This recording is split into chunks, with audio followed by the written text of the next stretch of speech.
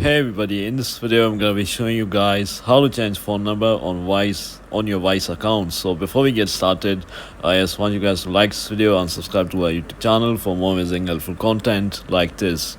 With that all being said, let's get started with today's video. Hi guys, so I'm on the official Wise website. So to change your phone number on your Wise account, you need to update your phone number on your account before getting rid of your old SIM. So log in into your Wise account. If you have opted for biometric authentication, you can do it with your new SIM. If you get text messages to authenticate, you need to make sure you still have your old SIM in your phone, and then just go to your details from your profile name or icon in the top right corner of your screen, and then just select edit, and then just put in your new phone number, and then you will receive an email with a link to change your number. And then just click on the link, upload a selfie with your ID, then enter your new phone number and put in your new SIM in your phone, and then they'll send a code to that number.